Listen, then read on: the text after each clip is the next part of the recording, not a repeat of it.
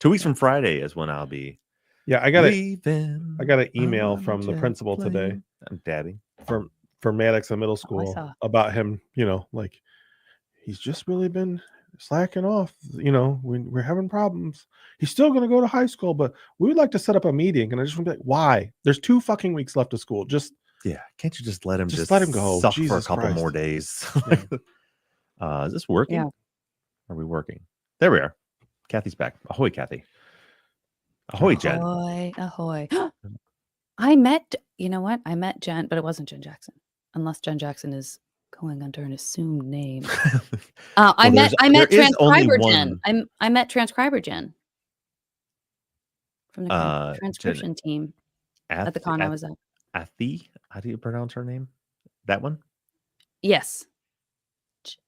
I'm blanking on how you pronounce it, Jen. Abernathy. Right. It's just, I think it's Athi. Jen Athi. Jen Athi. Anyway, wonderful person, up to wonderful things. Grayson, you missed probably the best pregame we've ever done. I can't believe you missed it. You missed it, Grayson. And I'm sorry, we're not putting it out. So good. Janet. Wow, that's one we just decided to lock away forever. Yeah. Yep. That one's going behind a double paywall. Uh-huh. Oh, Michelle's here. Says she hasn't made a live in forever. Well, we're glad you're here, Michelle. What's up, Michelle? What's up, guys? Ahoy, ahoy, ahoy. So Amy said, "Oh my God, Zach, I'm with you," but I don't know what I said. Huh? I don't know why she's with me. There's a comment that says, "OMG." You'll find out. I'm with you. That's on that's after they got onto this feed too. So what happened in the last minute? I don't know. I did something. Grayson says some of us have jobs. Wow, all caps, Grayson. Harsh. Man, harsh. Let me have it there. Also, everyone here, I think, has a job. Yeah. Like multiple. Another job. Like several. If not many jobs. If not too many jobs. We're literally at work right now, Grayson. Yeah. How many jobs do we have between the 3 of us? Oh my God. Really? What do you want me to count as a job? I know. Yeah. Janet with the gig economy has got this is really bad. Yeah. But you know how cool I was yesterday when we were doing our advisory board meeting and I was introducing Janet and I was like, she's got a heart out. She's actually in the Nickelodeon studio right now. And then I didn't explain anything. They're just like, oh, she works for Nickelodeon. Oh, I have to that day. Kirk, the fellow that was sitting over on the side, he's the CT director. He's like my direct supervisor. Mm-hmm. I asked him to take notes of the meeting for the minutes because the person that was going to be there that normally takes the notes couldn't make it. So I'm like, you're gonna be there, take the notes, and then I'll transcribe them into the minutes. Yeah. So I'm trying to find here because I know I sent a picture to. Yeah, here we go. I want to read you the entirety of the notes that my boss took yesterday. This will be brief. There was 5 parts to the meeting. Yeah. We have part 1, Bob talking about how cool he is. No. Part 2, JV wants to work with students on their speaking voice. Hopes to work with Gracie so she can help other students. So he's still on point at this point. He's on point, yeah. Hallmark, stay focused on your curiosity and why you got involved. Hines, we're starting to dwindle off here. Importance of building community and how it leads to success in journalism. Willing to help with that. Bob Montgomery, the news guy. Read the comments. Look for constructive criticism. Ew, don't read the comments. Yeah, there was just a whole conversation. That's not the takeaway, but that's what I got in my notes from Bob's whole thing that he was talking about. And then it says JR.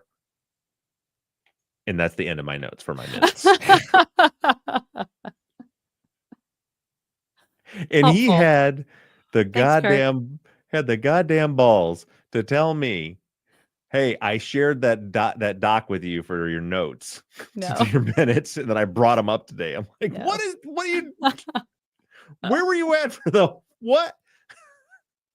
But my favorite was my 15-minute speech was boiled down to Bob talking about how cool he is. Yep, that was the whole thing. He does work with you. Yeah.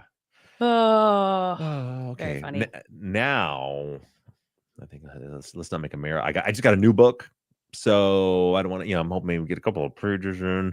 I had a real pickle today because I have all the, as I mentioned several times, all my seniors are gone. I only have my underclassmen, which has dwindled my class sizes and my my second hour is down to 1, and my third hour is down to 3. 3 out of those 4 students are counseling at the 5th grade camp, which means that in second hour I have 0, third hour I have 1. And so I could actually like sit and read at school. And I finished my book last night, and my new one didn't get here till this afternoon. So I had no book today. So my life's hard is what I'm saying. I have a hard life, very difficult, challenging life. And I think that's a good place to challenging. End this on a sad note for our Patreon. I got a best friend that won't come visit me anymore. I'm trying to look through, where was that invite that said, "Hey man, you want to come over?" Because you stopped coming. I haven't even been. Remember that one that I was like, "Hey, you want to come see the dog?" Yeah, that's true. But there was also a tornado that night. So that wasn't my fault. But no, I'm telling you, we go nowhere. We don't even go out to dinner anymore. Like we're just like, I do one job, I come home. I do job 1, I go to the gym, I come home, I do job 2, and then it's 9 o'clock, and then I read for 20 minutes and go to bed. Like that's respect. It's not a big deal. And plus I got that tractor, so I've been doing a lot of tractoring, on the weekends. That really eats up a lot of time, all my tractoring. You gonna let your wife drive your tractor? No. She wants to. I know she wants to. She's not touching my tractor. I thought she said she never wanted to touch it. You're like, she will. Oh, you said she would never get on there. It wasn't because she didn't want to. It's because you didn't want her to. I won't let her. Yeah. She saw me out there brush hogging the field this weekend. And then she was like, I think I want to go out and drive that tractor. And I said, no. It's the weirdest sex talk ever. Yeah. And, or is it? It seems like a good Now place that you say it. And that, bye guys. Right? Do I say bye now? How do you not know? Bye now. 100. Janet? Yes? Would you like to tell the patrons goodbye? Goodbye, patrons. Zach, how do you not know that? Come on. Is that what? Don't we always blow up at Zach? Yeah, or just end up call him a dumbass. Dumbass. You called yourself a dumbass at the end of this week. I know, it's perfect. Okay, here we go. Ready? I was too early. Ready, JD? My wife always says I'm too early. I'm hitting record. Okay, I'm hitting record too. I'm recording. Rolling. 1, 2, 3. Why does this have to be a serious podcast? Ahoy, friends. Thank you for tuning in. Time out. Wait. You can't say the words, why does this have to be a serious podcast? And the next word out of your mouth be ahoy.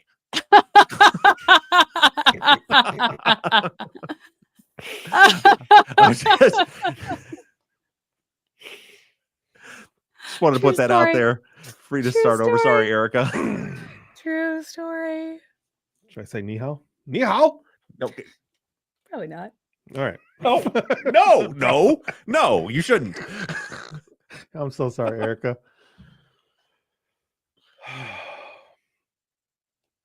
Ahoy, friends. Thank you for tuning in to Truth and Justice. You are listening to the Friday follow-up for Season 16, Episode 22, Interrogation of a Guilty Man. This week we heard the interrogation video.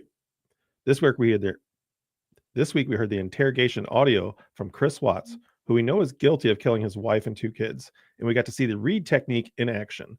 This is a really clever experiment that Bob put forth for us, and I'm excited to talk about it today. But before we get into this, I'm joined by Bob and Janet. And do we have any housekeeping? I did say there was some housekeeping, didn't I? Stop. Yeah, calling. there is. What was it? Stop calling. That's right. What Zach said. Oh, yeah. Yeah, the only thing that I want to mention before we get going, I put a post about it. I actually took the episode down. A lot of people were asking, like, what happened to the episode with Damien and Lori and Jillian last week. I took it down. So, and the reason was because after we recorded it and we released the episode, Sonia Haygood, the prosecutor down there, got in contact with Damien's team. Everything's moving forward. And so we just decided that, they're still, she's working on some edits, whatever, but we got confirmation that things are still moving forward. We're still planning on doing the testing. And so I don't want her to continue to get, because I don't want it to feel like she's being harassed by people. As far as we know, everything's going the right direction. the testing is going to move forward, it looks like.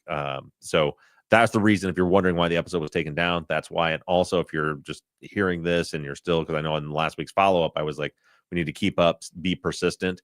At this point, I don't want to continue and make it turn it into a negative thing for Sony Haygood's office. So if you hadn't seen that post or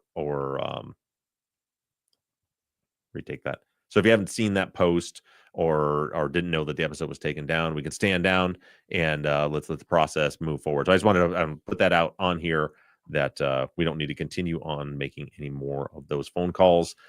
Things are looking good. Any other housekeeping I have is just, I know we're getting a little closer now, to remind you, we have this Sunday's episode and then the following Sunday's episode, and then we're going to have that week off we talked about. I've been talking about for about a month or so, where I'm going to be out of town. We're taking a whole week's vacation, so there won't be a Sunday or a Friday or a Friday follow-up episode that week, which will be, I don't know, I always forget the dates, but 2 episodes from now, then there won't be one. When we come back, and I'll tell you at the end of the episode what we got coming for a couple of those episodes. And then we're gonna wait to start releasing episode 17 until after we get back, because as I mentioned, we had, we've met with the lawyers, we've got everything signed, we've got a good plan. But there's still another Zoom meeting we're scheduling, and then we're scheduling some interviews. So we just decided, instead of trying to rush out that first episode, we want to make sure we have all of our ducks in a row before we start releasing the season 17 episodes. And also, after June 5th, I'm done with school for the summer, so we have a lot more time to focus, so I don't want to rush anything. So season 17 coming soon. And at the end of this episode, I'll tell you about what's coming up over the next couple of weeks. We're going to kind of continue on with the theme of try to learn a little bit more about interrogation techniques, and how guilty people, how innocent people tend to react to them.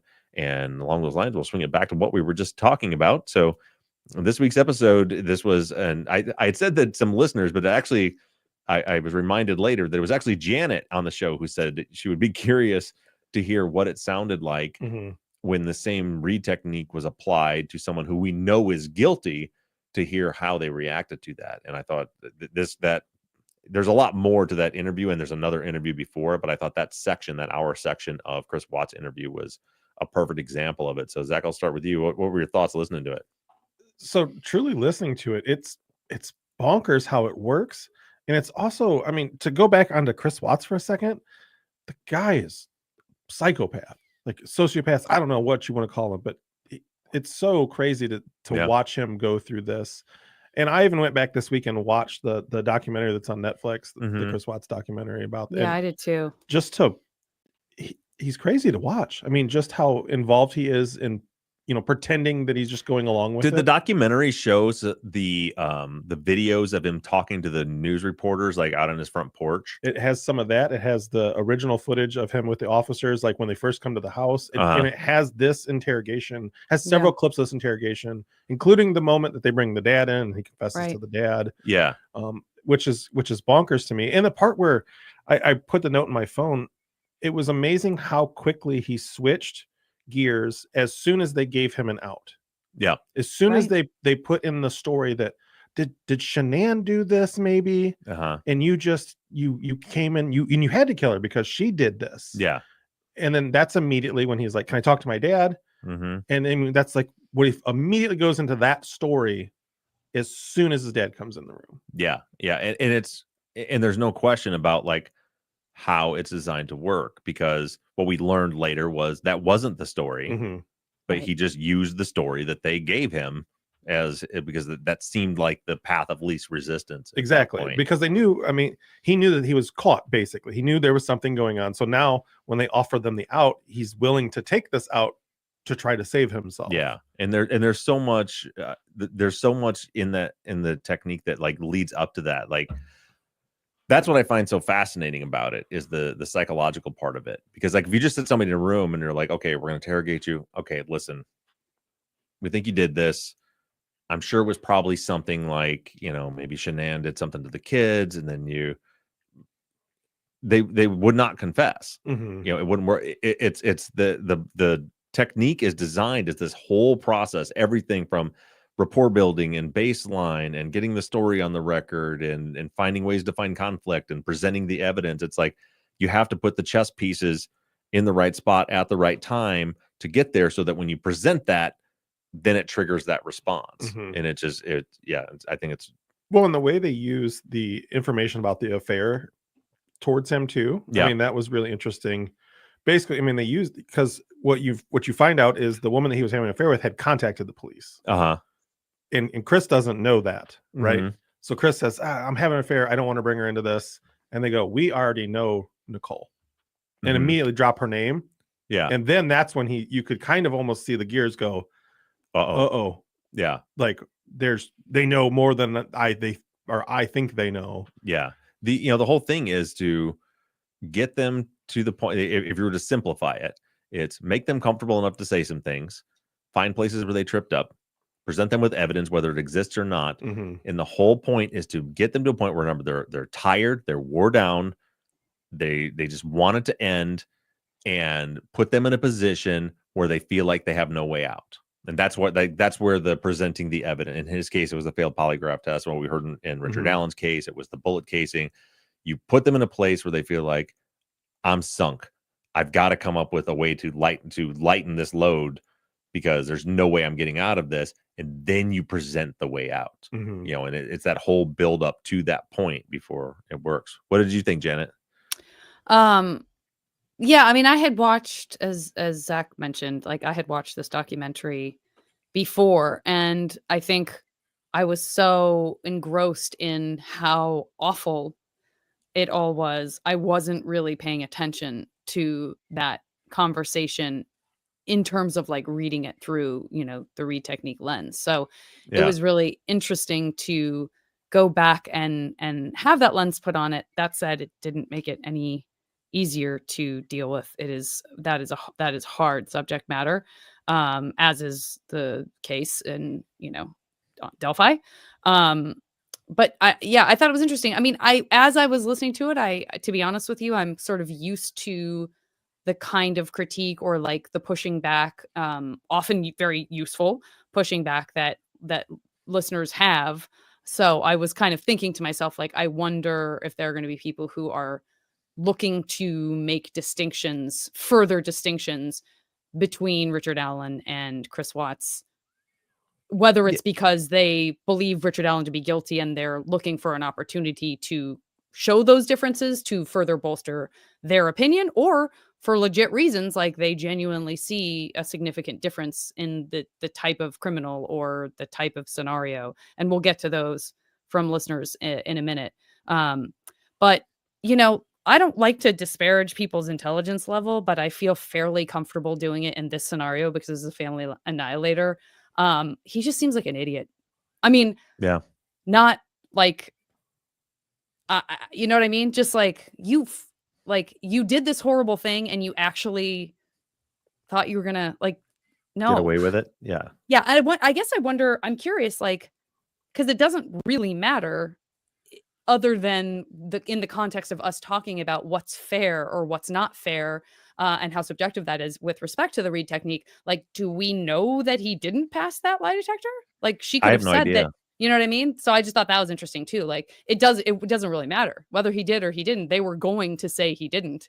Right. So that's kind of an interesting aspect to it, I think. Yeah, I thought of that too. I have no idea if he passed it or didn't pass it, but I know that, there's a Supreme Court ruling that allows the police to lie, and that's why no lawyer will ever tell you to take a polygraph, because they'll do, like, very likely their intention, whether he passed it or not, is to come in and tell him he failed. They do it all the time. That's one of the best tools that interrogators will use, is if they can get you to take a polygraph test, then they can tell you that you failed the polygraph test. Right. Then they can get you to confess. So I mean, I presume he probably did fail it, but I don't know. Yeah. Yeah. I mean, for me, that's a point of curiosity, just again, in terms of like big picture conversation about the Reed Technique. I'm just curious about that for my own like interest, I guess. But yeah. So do you want to kind of get into what some of the listeners had to say about all this? Yeah, because I know I was going to comment on what you were talking about earlier, but I know there's a question about it, so I'll wait. Yeah. Yeah. Okay, well, let's start with Jennifer, who says, the Reed Technique seems to me to work through gaslighting and manipulation of the subject, as I've heard it mentioned that it's being phased out And in some places, it's not even allowed to be used anymore. Is there a particular popular technique that seems to be taking its place that is as effective without being as manipulative? Great, great question, Jennifer. The answer is yes, and the problem comes in what the word effective means. Mm-hmm. I don't know how much studying has been done about that, and I'm going to explain to you a little bit about this other model, this other technique, but I just acknowledge that I don't know much about it. Like, I've read a little bit about it, but I haven't studied it like I have the Reed technique over the years. So it's called the PEACE model. Peace, like peace sign. It stands for planning and preparation, engage and explain, account, clarification and challenge, closure, and then evaluation. The key differences between that and the Reed technique are it's non-accusatory. It avoids direct confrontation and presumption of guilt. It involves a lot of open-ended questions, encourages the suspect to talk freely without interruption or leading questions, which is really how you should interview somebody anyway. And there's no deception in the PEACE model. There's no deception. Interviewers do not lie about evidence or fabricate scenarios. And that's a key difference. Like that, what we are just talking about with the Reed technique, with the polygraph, like that's part of the technique. Is when you get to the point where it's time to present them with the damning evidence that they can't get away from, you're supposed to present them with it, whether it exists or not. You're supposed to come up with something if there's nothing there. You're literally supposed to trick them. And in the PEACE method, you're not supposed to do that. It just focuses on information gathering and not confessions. It's designed to reduce confirmation bias and protect against false confessions, especially from juveniles or vulnerable individuals. And it also places a heavy emphasis on ethics and transparency. It's used widely in the UK, and it's starting to get used more increasingly, like in Canada and parts of the United States. Like I said, I'm certainly no expert in it. But it sounds much more like interview techniques. It sounds more like the beginning phases of Reed, where you're just gathering information and you're not making that switch to where you're accusing them. I've never seen it in practice. I've only just read about it a little bit.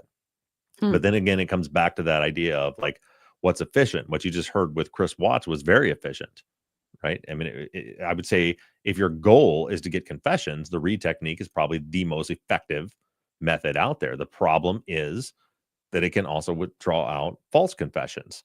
You have, and a lot of that there are with what I was just talking about with the PEACE mode or PEACE method. They mention juveniles and vulnerable individuals. That is one of the biggest problems with the Reed. I mean, this can happen to anybody. We've heard from Jim Trainum. This weekend, we're going to hear from another expert in interrogation techniques. But this can happen to anybody. Anybody at any intelligence level can get wore down by the Reed technique. And the listener here mentioned it's like gaslighting and manipulation. Yeah, it is, but it's very, very calculated. It's done in a very particular set of ways in how to manipulate you and how to gaslight you. Where when you get to this point that we heard in this interview, where it gets to the point where you make the turn and we have a damning evidence and there's no way you're going to get out of this, that is where someone who's younger or vulnerable, lower IQ, any kind of mental diminishment at all, that is where it becomes the Reed technique becomes extremely dangerous. Right. Because those and if you were to put all that stuff together, I would say someone who is very suggestible and someone who is a pleaser. And when you get to the point where they now tell you they have this evidence, even if you know that evidence doesn't really exist, but the cops, the people in charge are saying they have it, and they're telling me there's no way out. And they just offered me a way out. They're so much more likely to take that way out than someone who is not guilty. With situations like that, I mean, you hear a lot about, and I'm kind of embarrassed that I don't know the answer to this, but if you pay attention to British cases or even just British dramas, crime dramas, there's a lot of mention and presence of responsible adults, people who would be, yes, working within the system, but who are at least ostensibly designed to be brought into a situation with a juvenile where they're not a parent, but they are an adult who is sort of listening for those things to ideally prevent something like this from happening. But that's not really something that we do here per se, right? I No, mean, other than like whatever. no, not in 'Cause the you United yeah, States. But yeah, in the UK, there's a lot more protections put in place in other countries that we don't have here. The problem we have in the United States, and again, it's all perspective. Because if you were to look in a vacuum at Chris Watt's case, right, you would say, screw that guy. Whatever you got to do to find those kids, do it. Right. Like you can see, or I don't want to speak for anybody else. I can see myself feeling that way. sure. Like say he did pass a polygraph, going in and lying to him. It's like, well, hey, the end result worked. They found the bodies. They locked him up. They put him in jail. But I feel like that's, and I'm dancing around this a little bit because I'm not trying to say this disparagingly to all like detectives and cops, because ultimately, if we look at, from the purest sense, that they're doing their job because they're trying to protect people and they're trying to solve these crimes. But because of that, I think that I just had, for one of my college classes, I had to write a paper about Miranda. And I talked a lot about this just from the cases that I've studied. There is, I don't want to say never, but it's pretty damn rare for an officer to come in and be like, okay, I got to read Miranda warnings. My job is to make 100% damn sure that the person I'm interviewing fully understands this, that they really know that they don't have to talk and that they're free to leave and that they can have an attorney. That's my goal. That's, again, I'm going to say never, but obviously there's exceptions, but generally that's never the case. Their hope is that they can present to you your Miranda rights in a way that you will waive your rights, because what they want to do is get you to talk, because what they want to do is solve the crime. And so it just creates this horrible situation where you have, if you want to look at it through the lens of guilty people, great, good, get them talking. You don't want them to lawyer up and shut down. But when you have a lot of people that are being interviewed that are innocent people, like, no, they need to have their rights. They need to have an attorney. Shut up. How many times have you been watching a documentary, a wrongful conviction? You're just like, and you're seeing those clips and you're like, shut up, stop talking, stop talking, stop talking. What are you doing? So I know I'm kind of rambling on a little bit. I don't even remember where I started with this, but the point is, detectives bring you into the room. We're talking about the efficacy of this all, right? They bring you into the room and their goal is to get you to waive your rights and get you to confess. And that's where this peace model differs a little bit, where it's just about evidence gathering. You're not going in assuming they're guilty, trying to push them into getting a confession. Yeah, it would be interesting to get a sense of like stats on all of that, but sounds like maybe it's too early to even know that if the peace technique hasn't been around for the long time that the Reed technique hasn't been used. So, and it could have, and I want to clarify too, it could be around for 100 years. I know very little about it. I've read about it. It's a method that's being used more. And I just remember we were talking about like the protections you were asking about, like with kids and having a parent in there. And I just think that's the mentality differences in the United States. Everything is like built around, how to obfuscate, to get around the law, right? To get, to still check the boxes, but get what you're looking for. Whereas I think the idea of protecting the person that's being interviewed is more to the forefront of people's minds in other countries and throughout, with that peace model as well. Yeah. Gotcha. Okay, well, this is from Kate. This is kind of an example I was thinking about before I had the example. When I was just listening to the episode, I was wondering if someone might weigh in with an opinion like this. Kate says, "Isn't a family annihilator being faced with killing his own flesh and blood and spouse a much different scenario than a stranger killing like Delphi? Also, the difference was between the two personal individuals who were brought in, aka the father versus the wife, and the influence those two different relationships would have. So I appreciate your attempt, but I think a better comparison would have been to use a stranger murder than someone who would have obvious extra actual guilt than one who would have an impervious amount of guilt." Yeah. So the thing is, it doesn't, for the purposes of this discussion, it doesn't matter. Right. So the Reed technique doesn't differentiate between different, how do you interrogate or interview different types of people? It doesn't differentiate between what types of reactions will you get from these steps if someone is a family annihilator versus a stranger murderer. That's not the point. Is whatever the thing is, when you apply these techniques to someone, how they react. What we know from Chris Watts is we know that he was guilty, right? So there's no question about that. And so the point was, you're just, this was me putting this episode out was not intended to be like, see, Richard Allen's innocent. That's not my point. The point is just, we're just trying to educate all of us a little more on how these things work, how false confessions can happen, what it looks like when it goes right, what it looks like when it goes wrong. That's more where the focus is. But those steps, whether it's the wife or the dad or whoever it is, they want to bring in someone who has a close emotional relationship to the person being interviewed. In this case, Chris Watts kind of did. I mean, they had him there. They had dad there. And I know from the technique, he was coming into that room. Yeah. At some point, he was coming into that room, but Chris asked for him, and so then they started using that for leverage a little bit, right? Like, oh, you want to tell us before we get, we bring him in there, and promise me you'll tell your dad whatever's going on. But it didn't, if it wasn't his dad, it could have been a brother. It could have been somebody that was, a hit and run accident, and they could have brought their stepsister they're close to, and it doesn't matter. It's still, these steps work to psychologically break someone down, no matter what the crime, no matter what the circumstance is, no matter who the person is. And that's where, and to be honest with you, that's where the Reed technique goes wrong, is because it doesn't consider an innocent 15-year-old any differently than Chris Watts. They do the same thing. They go through the same steps, one after another, after another, after another.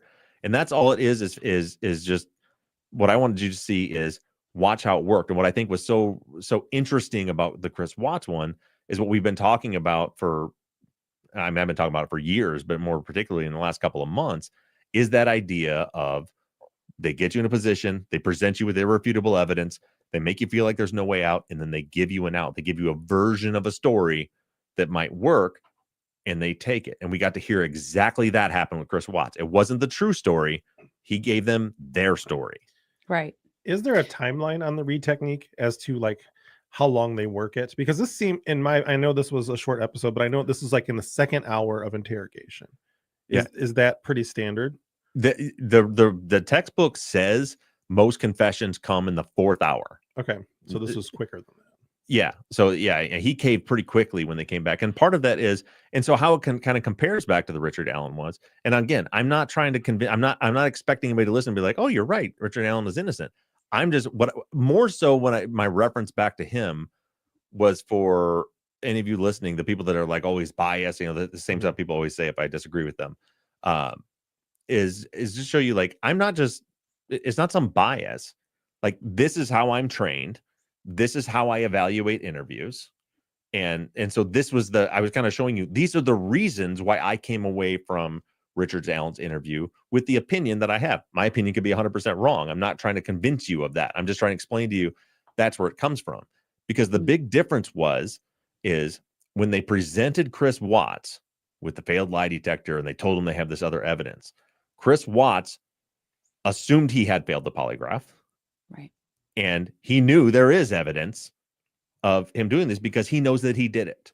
And so it was very, like you said, it was quick, Zach. Yeah. It was quick because when they tried to convince him that they had all this evidence and he was no way out of this, he believed them, right? So the psychological warfare worked very quickly on Chris Watts, because when they told him you're screwed, he believed he was screwed because he knew that he was guilty. Now, what I saw with Richard Allen was when they presented him with the irrefutable evidence, he didn't believe it. He never, that was my take on it. And when they kept telling him, we know 100%, this is scientifically proven, that bullet came from your gun. He just kept saying, that's impossible. No way. That didn't happen. That's not mine. I've never met those girls. I've never been around those girls. Didn't even have my gun on the bridge that day. That's not my bullet. And again, the technique is designed to wear them down and be like, listen, We have the best scientists in the world. We know for a fact. And so that's all I was trying to explain was that's why I came away with that feeling like Richard Allen was not guilty, because when I use how I've seen the read technique work, all the cases I've studied with the read technique from the textbook, everything from how it works. And when I watched when it was applied to Richard Allen, it did not get the effect that it got like on Chris Watts, a guilty person, right? So that's all I was pointing out is there was a very different reaction, and the way in this like pie in the sky way of looking at it, right, where the read technique gets good confessions from guilty people, then they would have worked exactly the way it was supposed to, right? You got Chris Watts is guilty. They put him through the process. It worked. He confessed. Richard Allen, if he's not guilty, they presented him with the evidence. He knew that it was bullshit, and so he didn't confess. He didn't crack, right? So that's all. So as far as like to back up to Kate's point of, well, it's a different set of circumstances, it was a different family member and a different type of crime, that literally doesn't. I mean, I encourage, if you're really interested, you can probably go on Amazon and find the read technique handbook and read it.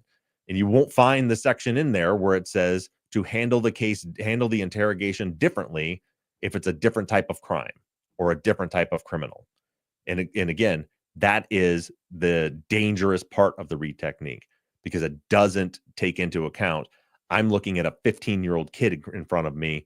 They're going to react to me lying to them about evidence very differently than a 40-year-old man of average intelligence. Yeah. No, that makes sense. And but you know, I would also say, like, again, I'm sure there's examples of every version of this. Like, I'm sure there is also an example out there somewhere that was not like immediately easy to find, and also kind of wasn't the exercise, I guess, in this case. But I'm sure there is like a manipulative psychopath out there who had the read technique pounded into him for hours, who never admitted anything and yet was found to be utterly guilty by DNA evidence like moments later or whatever. Like, I'm sure there's a version of everything. There's a version of the wrong person saying they did it. There's a version of the right person saying they did it. There's a version of, you know, an innocent person denying it forever. There's a version of a guilty person denying it forever. It's true that like we can't give, I mean, that would be a fascinating class to take. You could do a whole semester on just studying every single scenario you could imagine with the read technique, just to see how consistent it is and what the different results are sometimes. Yeah, and maybe that's something I'll do, because as I mentioned in the pregame, we'll talk about the end. There's one episode out of these next 3. I got to figure out what I'm going to do, and I think maybe that's what some people were wanting to hear too. And as we're having this conversation, it'd be interesting to hear what it sounds like when a person who we know is guilty was subjected to read and didn't confess. Exactly. You know? Because essentially the people that believe Richard Allen's guilty, right? That's what they think they heard. Exactly. Is he didn't confess, because there's all these little nuances step by step that I'm listening for. And again, it was a great demonstration of that in Chris Watts's interview, which is when they present him with it usually goes through kind of phases like this, right? So when they present him with the irrefutable evidence, first it's a denial. Nope, that can't be true. And then after that, it starts to wave into the next phase is they start to explain it away. Right. And that I'd mentioned that when we were going over Richard Allen's, right? Right. So with the bullet, it's like, did you ever lend anyone your gun? Yeah, maybe you could have. Yeah. Or that he would be like, oh, you know what? I mean, I have been out there target shooting before. Right. It could have been something like that. But, you know, they try to. And again, those are indicators. What you're looking for is you're looking for indicators that is their bullet. Right. So when you're telling them, we know this is your bullet 100%, first they say no. And then they're like, oh, you know what? Actually, I was out there target shooting this one time. So now they're giving you an innocuous reason to try to explain away the evidence. These were all the little things that I was listening for in Richard Allen's interview, which was, you know, is he going to is he going to get to that point? Is he going to try to explain it away? And it was just, to me, that was just a huge part of it, was that he just kept saying it's impossible. And even no matter how mad the detective got, no matter what method he tried, he just kept saying, what I'm telling you is, if you're saying that bullet found in that place came from my gun, you're full of shit, because there's no way that's possible. And he never came off of it. Maybe he's just a great liar. He could be a manipulator or anything like that. But it would be interesting to hear, like we said, someone who is guilty did not confess, because what I would be listening for are those small nuance things, right? So he doesn't confess, but did he explain away the evidence? Because that's what I would expect. What I would expect, let's say we found out 100% there's DNA evidence. We know for a fact Richard Allen is guilty. And we heard that interview and he didn't confess. What I would expect to hear were him go through the steps, but just not get to the final place, right? So I would expect that type of thing where, oh, yeah, I mean, I've been there target shooting before, but yeah, no, I didn't. And still deny that I killed them. But that's how that got there. Like, I'm going to explain away. I'm going to try to, you're backing me into a corner where there's no way out of this. I'm finding another way out of it. I got an answer. You've heard the term, they got an answer for everything. That's what you expect to hear. That's what I expect to hear from a guilty person not confessing, is the way they're getting around it is they've got an answer, an excuse for anything. Even if it doesn't add up, they just got some way to explain away every little thing. So those are the types of things that I'd be listening for. So if anybody has a suggestion for something like that, email me. Otherwise, I'll try to find something. Because it's hard to find full interrogation videos that are available to the public without me filing a FOIA request and waiting 6 months to get it. Sure. But yeah, if we can find something like that, I'd be happy to do it. God, and I know we've talked about this before, and we'll move on in a second. But again, just to show the efficacy, the dangerous efficacy of the Read technique, as long as we have been doing this, as long as I've listened to your podcast, which is since the beginning, as much as I've listened to Undisclosed and all these other podcasts, somewhere in my head, I keep thinking, if someone told me, if a person in authority, law enforcement, told me that my DNA was somewhere, I genuinely would try to help them figure out why. Like, even if I was innocent, I would be like, maybe I touched someone. Like, I would sound like I was guilty. I would sound like I was trying to make up an excuse. But all I would be doing would be trusting in the authority. All I would be doing would be like, well, I know you wouldn't lie to me about this because this is deadly serious. So I guess my DNA is there. So maybe a friend of a friend was borrowing my and they would be like, she's so guilty. She's so guilty. And that's a great example, because the technique is designed exactly for that. And that, again, is the danger, right? So you're this innocent person, because of your personality, you're like, maybe I like brushed against him or something. What they're going to hear is, we got her on the ropes. To explain this away. Now she's trying to explain it away. I know. Instead of just telling, right? And so then they would get you there, and then they would continue to back you into that corner until all of a sudden you, who knows you're innocent, is like, oh shit, I'm going to prison for the rest of my life. And they'll start telling you that. You're done. Unless you help us out here, you're done. I'm trying to help you. You know what? Maybe it was maybe you bumped into her, and maybe that, and then at some point they want you to just be like, okay, yeah, it was an accident. And then now the stair, it moved quickly again with Watt, but that stair step is now when you're just they gave you something that you think in your mind means, okay, if I say that, it explains everything. I'm telling them that I was part of it, but I'm not telling them I committed a serious crime, so I'm okay. So yeah, you know what I did? I bumped into her, and that's what happened. And she fell in front of the bus. I didn't push her in front of the bus. That's what happened. But now what they did, now they use that. Now they've taken another step right? Okay, now I've just got you to admit that you were there, you touched her, and you're the reason she got in front of the bus. And then now they turn the gears up. Now they push you. This is Jesse Miskelly through and through. Yeah. And then they make it so you can't put the toothpaste back in the tube. Totally. Because then what are you going to do? Say, no, I didn't. I never saw that woman. Like, you just told us. Yeah. Oh, it's awful. Lawyer. Don't even if they want to talk to you to see if you saw something. Lawyer. Yeah. As you start to work through this in your mind, it really starts to like, this is why we constantly say lawyer. I'm really torn between. I mean, I know I would have to call Shiloh first, but I want you to know it's real close. It's real close between calling Bob and Shiloh. She's just in LA. We'll both go and tag team. Oh my gosh. Okay. Tracy says this was an example of how the read technique is intended to be used. There should be rules on the level of evidence against someone before it can be used.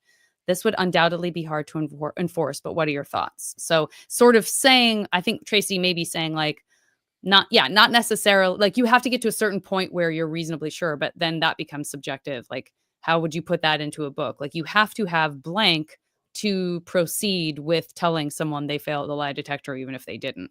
Well, it's a simpler step back from that. And I think there's another question about this. So I think somebody asked what I would change about everything. And so to answer that, it answers both questions. The change is cops shouldn't be able to lie to people. Like that would take so much of the teeth out of this, out of the read technique, and so much of it wouldn't take it all away, but so much of the dangers of false confession if they were not allowed to lie to you. If they could not come in, if they couldn't tell Jesse Miskelly they had all this evidence against him, or Brendan Dassey, or any of the fill in the blank person, right? If they just couldn't do that, if they didn't have evidence, they couldn't tell you they had evidence, then that makes it so, like, how do you get to, because that's literally, here's this step of the technique, is to present them with damning evidence. If you don't have any, then you can't proceed.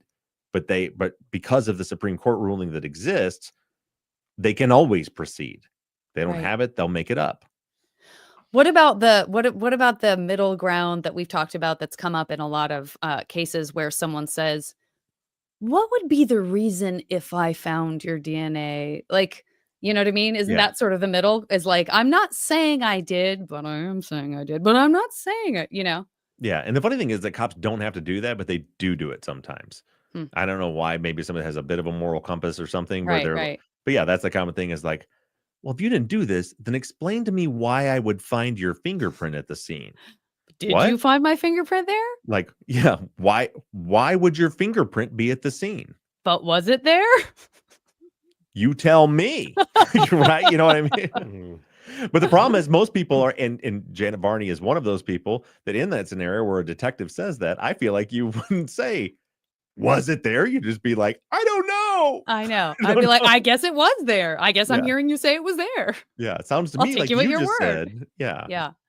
Oh, okay. Yeah. That's what Allison was saying. Like, given the read technique is really, really effective, are there elements of it you would keep versus get rid of? Again, so the hardest part about it is I can't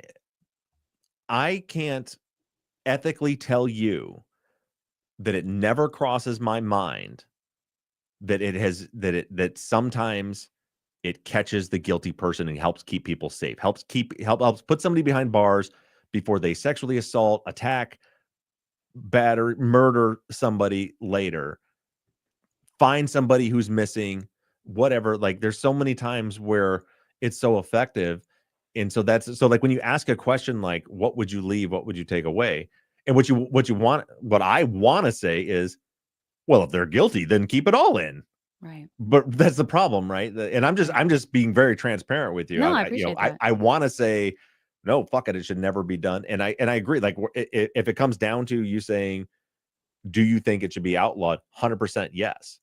Because and that easily goes back to, it's better for 100 people to walk, guilty people to walk free, than one innocent person to be locked up. And I believe that.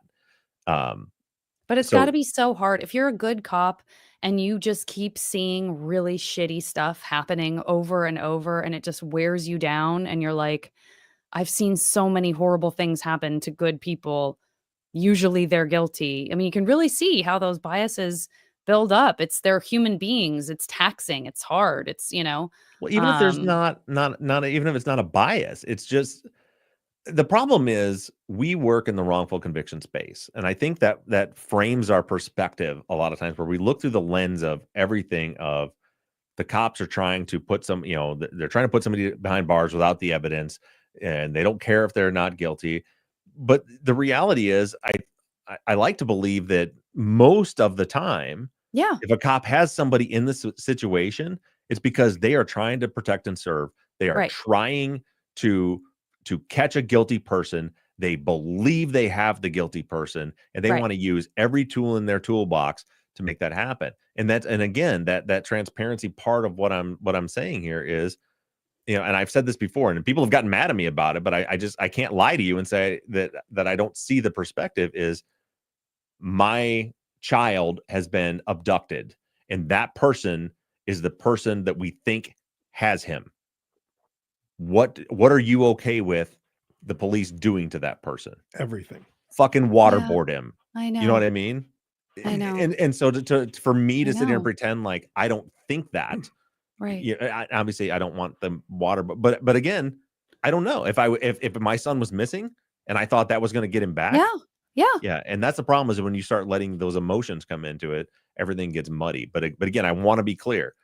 At the end of the day, I don't think we should be able to lie to suspects, and I don't think I think the read technique should be outlawed.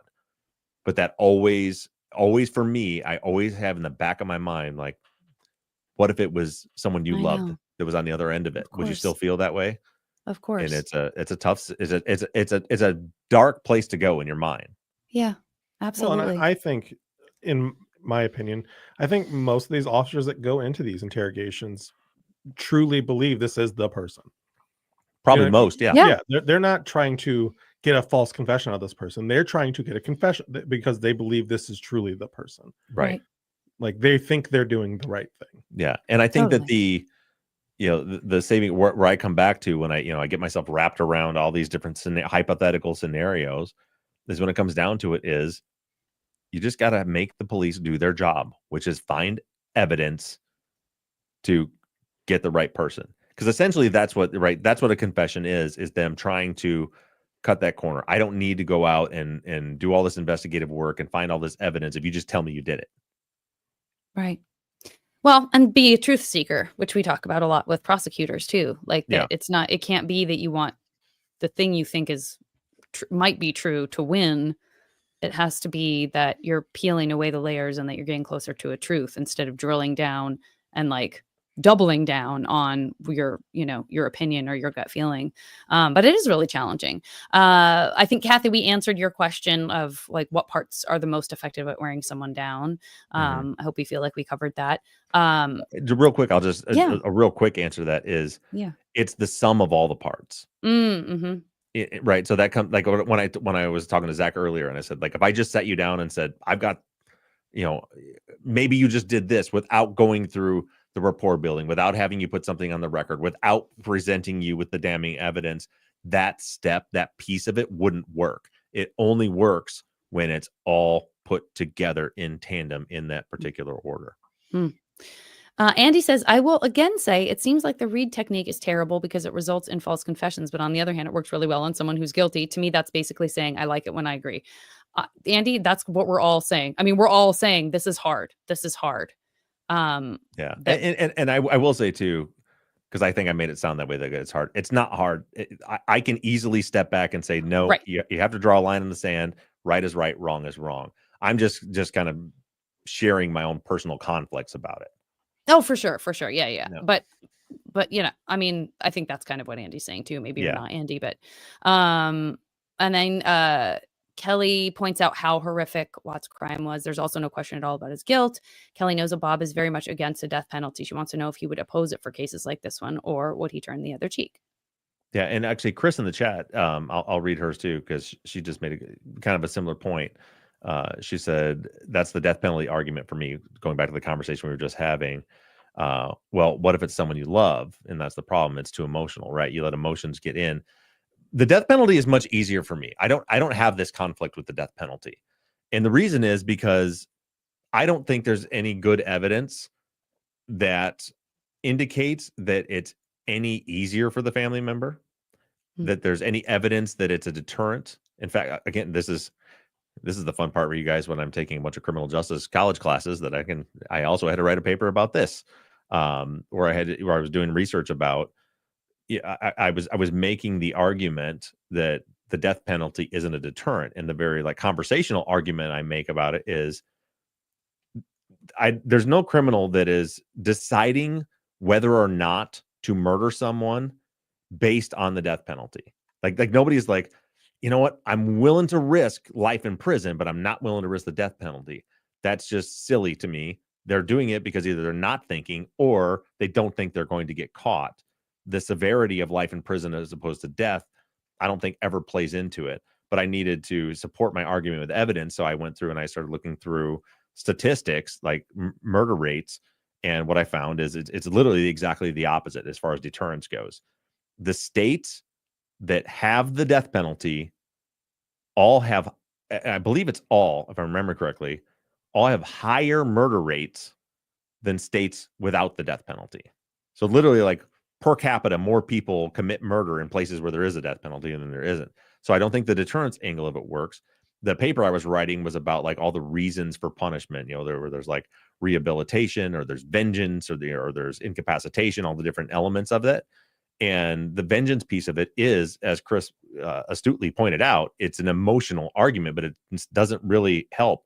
And what it does, like even if it's a person I love, I can confidently say if something happened to someone I love very much, I still would not want the perpetrator put to death, because number one, it's not going to help. It's not going to make it better for me. I'm sure some people probably feel like, well, that would make me feel better. But here's the thing. You're going to get that 25 years from now, because when they have a death penalty, because when they get the death penalty, they get so many more appeals. The wound keeps getting reopened, taken back over and over again through the system. You keep reopening that wound all the time. And then 20, 30, whenever it is, if it ever happens, they're finally put to death. And then you go witness that. Like, do you feel better? That's a very personal thing. So I don't know, but I don't feel like, I don't know. So it's, what I'm saying is the death penalty isn't as squishy for me. Right. Because I just don't think that it's better in any circumstance. Well, even in this case in particular, her family did not want the death penalty. Her family requested for there not to be the death penalty. Oh, really? Yes. So they were for the plea deal. They didn't want any further deaths. Yeah, and also a lot of times with those plea deals, it'll be you plead guilty, death penalty's off the table, you get life in prison, and you waive your right to any appeals. And then they go to prison. That's it. It's done. Mm-hmm. It's quiet. It's more quiet. Yeah. Mm-hmm. Well, we've heard that we've definitely heard that from wrongful convictions advocates who say there's more money for us to do our job if it's a death penalty case. Like that we provide, that is what you said, the automatic appeal, but like from a financial standpoint, that there are more resources put towards someone who has been convicted of this heinous crime that's heinous enough to garner the death penalty. That you're like, that the advocates will be like, I kind of wish this person had been given the death penalty, because then I could do more to help them, opposed more resources to, available. They took life in prison. Like, whoops. If they're, in that case, if they're innocent, there's barely as much as we can do. So yeah, it's really, there's a lot of irony baked into all of that. Yeah. And then there's the whole, I believe the number is at close to 200 people that have been convicted and sentenced to death that were later proven to be innocent. I mean, that's another scary part about it. To have a punishment that can't be undone in a fallible system, I think is ludicrous.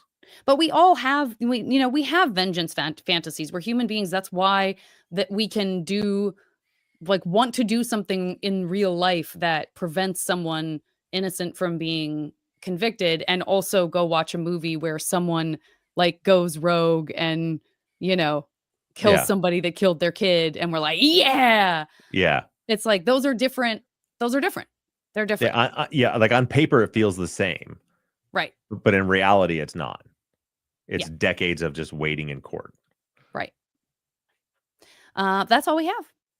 Okay, perfect. This was a really interesting conversation. Everyone, thank you so much for all of your feedback. This is the kind of stuff that I think is like, that gets really to the meat of why people are so passionate about these types of cases, or these types of techniques and all of that, Yeah, and they're really thoughtful questions this week. That was great. Thanks, everybody. Prompted some really, I hope it's interesting discussion. I'm sure I'll get yelled at by somebody. Always do. But so moving forward, like I said, we've got 2 more weeks of episodes before vacation. This week, this Sunday, I'm super excited about this. Still trying to, as I've said during these between cases episodes, I'm trying to do things that are kind of educational, things that are like in the news right now, and highlight other content creators. And so while we've been talking so much about the read technique and interrogations and confessions, I want to kind of continue to pull in that string, and for no other reason, just for us all to get more and more educated about it. And so I wanted to reach out to someone who I've never spoken to before, because I've had Jim Trainham on the show, Jim Clementi, Jim Fitzgerald we've had on, Laura Nyrider we've had on. So I did some research, trying to find somebody else who's who's maybe not so much in the media. This person does have a podcast that a lot of people probably haven't heard of. So I'm excited to like help share that with you guys when he comes on Sunday. But he's a professor. His name's Alan Hirsch, and he is a false confession expert. He has testified as an expert witness in over 400 cases. As a matter of fact, we were in our scheduling, we were looking at possibly doing the interview today, but he's in court testifying as an expert witness on a false confession case today. So I'll be interviewing him tomorrow. So that's going to be Sunday's episode. I'm really excited to talk about different interrogation techniques, how they affect people. May pick his brain a little bit about some of the stuff we were talking about different reactions that people have to those small steps within the read technique when maybe they are innocent. So we'll be talking about all that and talk about his podcast a little bit. So it's a new guest. I'm always excited to make new friends. So Professor Hirsch will be on Sunday. And then along the same line, what had happened was I kind of reached out to two people at the same time and they both confirmed interviews. The other one, we're going to hear from Amanda Knox. She's been on the show before as well a few years ago.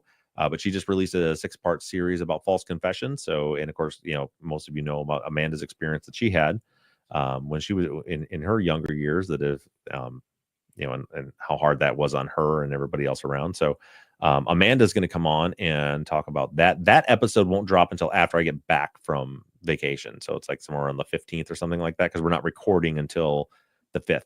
I've got one more episode in between there before I go on vacation. I'm not sure what we're going to do with that, but I'm going to be looking for an example that we talked about earlier. So that's kind of what's coming over the next 3 weeks. And then I hope, if fingers crossed, if all ducks stay lined up the way they are, that after that Amanda Knox interview, we'll be starting season 17. If not, it'll be like a week after that. It just depends on when we can arrange some schedules for some interviews. So with that being said, everybody, thanks for tuning in. Thanks for being a part of this conversation. I love having just really open chats like this about some pretty deep and complex issues. And we'll talk to you guys next week. Thanks, everybody. Bye, guys. All right, let's stop on our record. All right, I'm trying something. What you trying? I just want to see what happens. If you do. Hey, friends, comment, please, for a second. I just want to see what happens. Leave me a comment. Just give me a thumbs up. I don't care. Give me anything. Oh, you hit the show comments on stage. I want to see what it does. Yeah, I was curious about that earlier too. Like if the comments automatically pop up on. Yeah, I know. But I was like, I don't want to do it in the middle of the. Kathy said, "Bye, guys." Where's it? It's a little bitty in the corner. See it underneath the live? Oh yeah. Oh, that's so small. Yay. There you are. Tiny That's so little. I wonder if it can get bigger or smaller. I wonder how far it goes. Oh, just like that. Actually, that's not terrible because it disappears before. You know what I mean? It's like in that dead space besides the live thing. But... yeah, it's kind of cool too, because then people are watching it without like me looking at the comments going through. They can see in real time. Maybe we'll try that next week. Okay. There's your Jen. There's your Jen, Janet. I know. I saw you in there, Jen. Yeah. Thank you guys for. I want to read what did Chris write here before we go. She said, "So I'm taking a citizen police academy in my town. We were discussing stand your ground laws. A sergeant says, as a peace officer, if you ever find yourself in that situation, only say lawyer." Solid advice. Interesting. The cop says that. Yeah. They're in the situation. And that was a great question too, Chris. I appreciate that. And yeah, that's it. Let's close this thing out. We're going to end the stream. Goodbye, streamers. Bye, streamers. Bye.